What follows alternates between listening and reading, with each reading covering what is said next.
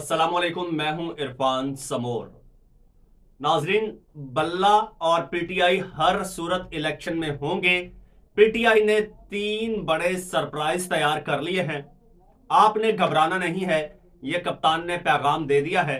और वो पीटीआई के सरप्राइज क्या हैं जो पीटीआई देने जा रही है, पीटीआई की हिकमत अमली अब क्या होगी, बल्ले का निशान किस तरह से बचाना है और इलेक्शन में किस तरह से जाना है, यह आज मैं आपके साथ तफसील के साथ शेयर करूंगा। लेकिन उससे पहले नए आने वाले दोस्तों से गुजारिश है कि वो इस चैनल को सब्सक्राइब कर लें। दोस्तों, पीटीआई के खिलाफ इस वक्त तारीख का क्रैकडाउन जारी है। पीटीआई से उनका इंतखाबी निशान छीन लिया गया है और ये आखिरी हरबा था। इसके बाद अब इनके पास और कोई हरबा शायद नहीं है इतना बड़ा। ये आखिरी इनके पास हथियार था जो इन्होंने इस्तेमाल कर लिया है। पीटीआई से बल्ले का निशान छीना गया। इससे पहले कैंडिडेट्स छीनने की कोशिश की गई, लेकिन कैंडिडेट्स जिस तरह से आपने देखा खत्म नहीं हुए। पूरी पूरी फैमिलीज इलेक्शन कमीशन के दफातर पहुंच गई और वहां पर जाकर अपने फॉर्म्स देने लगी। कवरिंग कैंडिडेट्स के तौर पर अगर एक को गिरफ्तार कर लिया जाता है या उसे पार्टी छुड़वा दी जाती है तो दूसरा आ जाएगा। जैसे उस्मान डार साहब की एक बहुत बड़ी मिसाल है। उस्मान डार साहब ने सियासत ही छोड़ने का ऐलान कर दिया तो उनकी वालिदा मैदान में आ गई। उन्होंने कहा कि उस्मान डार ने सियासत छोड़ने का ऐलान किया, उसकी वालिदा ने नहीं। वालिदा सामने आ गई। और इसके अलावा दीगर लोग जैसे मुराद सईद साहब है, वो अंडरग्राउंड है, तो उनके वालिद साहब मैदान में आ गए। उन्होंने अपने नॉमिनेशन फॉर्म सबमिट करवा दिए। शौकत बसरा साहब ने एक वीडियो पैगाम दे दिया। उन्होंने कहा कि अगर खुदा न खास्ता मैं गिरफ्तार हो जाता हूं या मैं लापता हो जाता हूं तो मेरी जगह पे मेरी बेगम इलेक्शन कॉन्टेस्ट करेगी। तो इसी तरह की सूरत हाल पूरे पाकिस्तान में देखने को मिल रही है। जब उन्होंने देखा कि यार ये हरबा भी कारगर साबित नहीं हुआ, तो फाइनली उन्होंने शब खून मारा पीटीआई के इंतखाबी निशान पर, यानी बल्ले पर। बल्ले का निशान वापस ले लिया। एक प्लानिंग के तहत पीटीआई को इंट्रा पार्टी इलेक्शंस का कहा गया और ऐसे वक्त में कहा गया जब पीटीआई का लीडर जेल में है और बाकी सारे जितने भी मेंबरान हैं वो अंडरग्राउंड हैं या फिर कुछ लोग छोड़ चुके हैं, कुछ लोग जेलों में हैं। ऐसे में पीटीआई को कहा गया कि इंट्रा पार्टी इलेक्शंस करवाओ। जानते थे कि नहीं करवा पाएंगे या फिर इंट्रा पार्टी इलेक्शंस करवाने के लिए एक जगह जमा होंगे, सबको एक साथ ही धर लिया जाएगा। ये एक प्लानिंग भी थी। लेकिन पीटीआई ने इंट्रा पार्टी इलेक्शंस करवा दिए किसी भी तरह से बच बचा के। अच्छा जनाब, उसे अब इलेक्शन कमीशन ने कलअदम करार दे दिया है। यह भी नहीं बताया कि कलअदम क्यों करार दिया है। और ऐसे वक्त में जब इलेक्शन सर पे हैं, चंद रोज बाद पार्टी सिंबल्स जो हैं, इलेक्शन सिंबल्स वो जारी होने हैं, इंतखाबी निशानात अलॉट होने हैं, उससे चंद रोज पहले पीटीआई से ये निशान छीन लिया गया है। ये पीटीआई को पहले से पता था ये लोग ये शब खून मारेंगे, इसलिए पीटीआई ने भी जो है वो अपनी हिकमत अमली तैयार करके रख ली है। इमरान खान साहब तक जब यह खबर पहुंची कि ये काम, ये कार्रवाई हुई है, तो उन्होंने एक ही लफ्ज कहा है कि आपने घबराना नहीं है। क्योंकि जहां पर इन लोगों की सोच खत्म होती है वहां से इमरान खान की सोच शुरू होती है। और यही वजह है जो आज भी इमरान खान इतनी सख्तियों, सौबतों, इतने क्रैकडाउन के बावजूद आज खड़ा है अवाम में और डट के खड़ा है और पूरी ताकत के साथ खड़ा है। तो अब पीटीआई सरप्राइज देने के लिए तैयार है। पीटीआई सरप्राइज देने जा रही है, लेकिन पीटीआई ने अभी तक बताया नहीं है कि सरप्राइज क्या है। लेकिन जो मुमकिन सरप्राइज हो सकते हैं, बल्कि सरप्राइजेस, वो मैं आपके साथ शेयर कर देता हूं जो मुझे लगता है पीटीआई करने जा रही है। क्योंकि पीटीआई इलेक्शन हर सूरत कंटेस्ट करेगी। इतनी बड़ी पार्टी है तो उन्होंने जरूर कोई ना कोई प्लानिंग की है। ऐसे नहीं छोड़ देंगे कि बस बल्ले का निशान ले लिया तो अब पीटीआई आउट हो गई, नहीं। अब पीटीआई की मुमकिन स्ट्रेटेजीज मैं आपको बता देता हूं।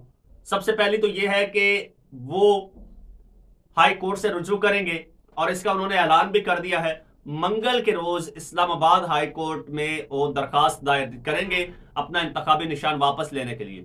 अब तक क्यों नहीं की?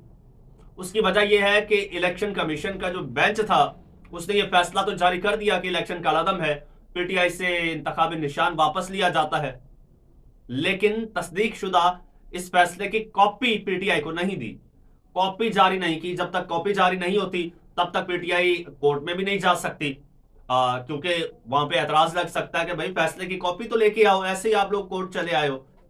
तो उसका इंतजार कर रहे हैं। अब मंगल के रोज पीटीआई पेशावर हाई कोर्ट में दरखास्त दायर करेगी। और पेशावर हाई कोर्ट ही क्यों क्योंकि उन्हें पता है कि इस्लामाबाद हाई कोर्ट में आमिर फारूक जैसे जज बैठे हैं जो कि वन साइडेड होकर चल रहे हैं, अभी से बायस्ड है, सबको नजर आ रहा है। पीटीआई को उन पर बिल्कुल कोई एतमाद नहीं है, बिल्कुल कोई उम्मीद नहीं है किसी इंसाफ की। अगर थोड़ी बहुत उम्मीद है उन्हें वो पेशावर हाई कोर्ट से है, और जिस तरह से पेशावर हाई कोर्ट दबंग फैसले कर रहा है, ये भी पेशावर हाई कोर्ट के ऑर्डर पे ये इलेक्शन कमीशन ने ये महफूज फैसला सुनाया कि पीटीआई का ये इलेक्शन का कदम है। वरना तो शायद जिस दिन सिंबल अलॉट होने थे उससे 1-2 दिन पहले सुनाते तो फिर सारे कैंडिडेट्स को आजाद हैसियत में इलेक्शंस लड़ने पड़ते, अलग अलग निशानात अलॉट होते। बहरहाल पीटीआई पेशावर हाई कोर्ट जा रही है जहां पर उनको एतमाद है मंगल को अगर वहां से फैसला नहीं होता तो पीटीआई जाएगी सुप्रीम कोर्ट। लेकिन सुप्रीम कोर्ट अभी नहीं जाएगी क्योंकि चीफ जस्टिस साहब छुट्टियों पर हैं। इस वक्त जो बेंच बना हुआ है वो जस्टिस सरदार तारिक मसूद की सरबराही में है, और जस्टिस तारिक साहब जो हैं सरदार तारिक, वो जज कम और पीएमएलएन के स्पोक्स पर्सन ज्यादा लगते हैं। वो वही जुबान बोलते हैं जो पीएमएलएन बोलती है, जो इमरान खान साहब के मुखालफीन बोलते हैं।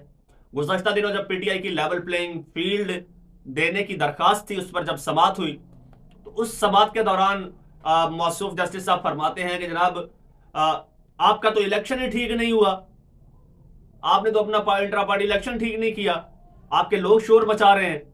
जबकि उनको शायद ये पता नहीं वो जो शोर मचा रहे थे वो पीएमएलएन के इस वक्त मौजूदा एमएनए के कैंडिडेट तारिक फजल चौधरी के लाए गए लौंडे लपाड़े थे, जिन्हें वहां के साथियों ने एक्सपोज भी किया था। वो पीटीआई के लोग नहीं थे, वो जो शोर कर रहे थे वो पीएमएलएन के लोग थे। लेकिन शायद सरदार तारिक तक ये खबर नहीं पहुंची, या फिर वो ये बताना या फिर ये जानना नहीं चाह रहे थे। तो इस वजह से आप पीटीआई वाले सरदार तारिक के पास नहीं जाएंगे क्योंकि वो ऑलरेडी पीएमएलएन की जुबान बोल रहे हैं। अच्छा, उनका बेंच है 31 दिसंबर तक। 31 दिसंबर के बाद चीफ जस्टिस साहब वापस आ जाएंगे, वो अपना उमूर संभालेंगे और फिर पीटीआई सुप्रीम कोर्ट जाएगी। अच्छा, वहां से अगर पीटीआई को नहीं मिलता, लेट सपोज बल्ले का निशान नहीं मिलता, फिर क्या पीटीआई ऐसे बैठ जाएगी? नहीं, ऐसे नहीं बैठेगी।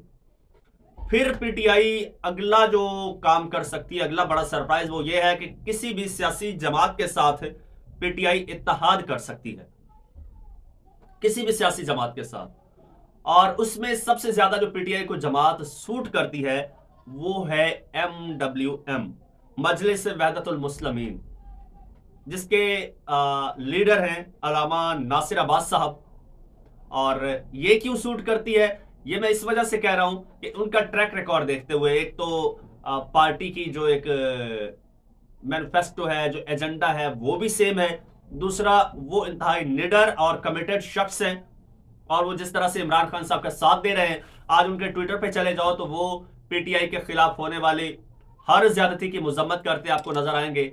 वैसे ही वो कहते हैं ना कि वो बड़े कैरेक्टर वाले आदमी हैं और बड़े वजादार आदमी हैं, ठीक। तो उनकी जमात खान साहब को बड़ा सूट करती है। अगर उनकी जमात के साथ इत्तेहाद कर लेते हैं और उनके इंतखाबी निशान पर इलेक्शन पीटीआई, क्योंकि पीटीआई का इस वक्त वाहिद मसला है सिंगल इलेक्शन सिंबल, ठीक है, वाहिद, यानी उनका जो इंतखाबी निशान हो वो एक हो, चाहे फिर वो बल्ला हो, चाहे घोड़ा हो, चाहे बाल्टी हो, चाहे पेन हो, चाहे चश्मा हो, लेकिन निशान एक हो, ताकि एक निशान तले तमाम लोग इलेक्शन लड़ सके।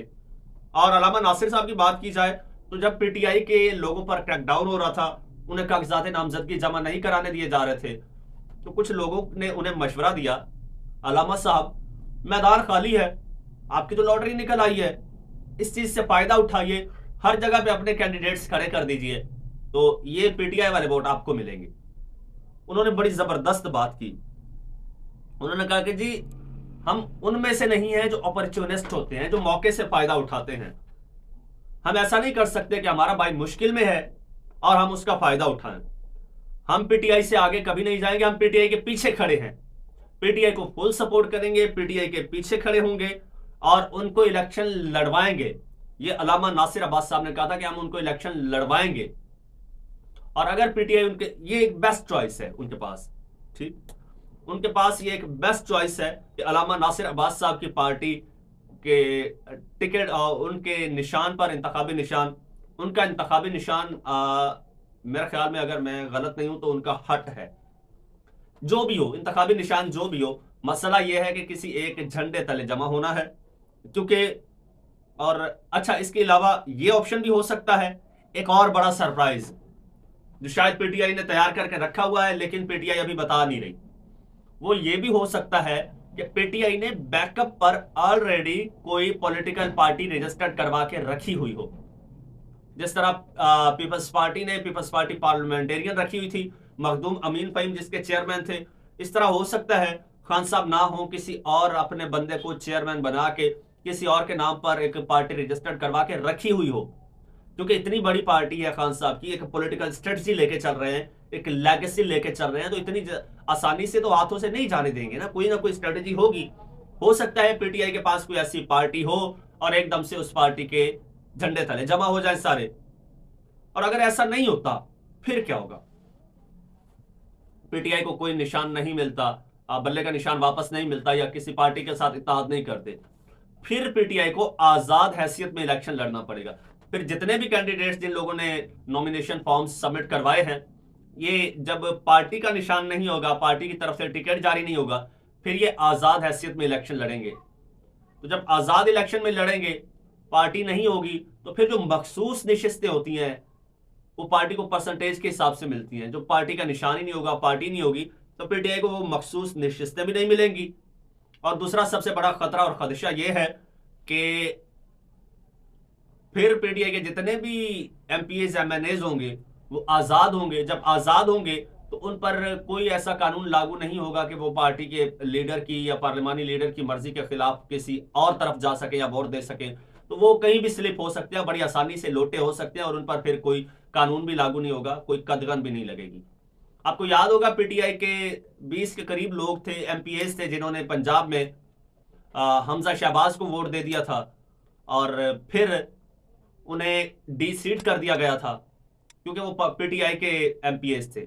लेकिन अगर वो पीटीआई के टिकट पर इलेक्शन नहीं लड़ते, आजाद लड़ते हैं, फिर वो आजाद होंगे, खुद मुख्तार होंगे, वो कहीं भी जा सकते हैं, तो वो पीटीआई के कंट्रोल में नहीं होंगे।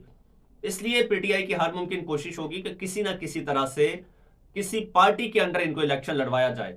और पीटीआई ऐसे नहीं बैठी होगी, क्योंकि जहां पर आपकी सोच खत्म होती है वहां पर उस शख्स की वहां से सोच शुरू होती है जो आज अडयाला जेल में बैठा है।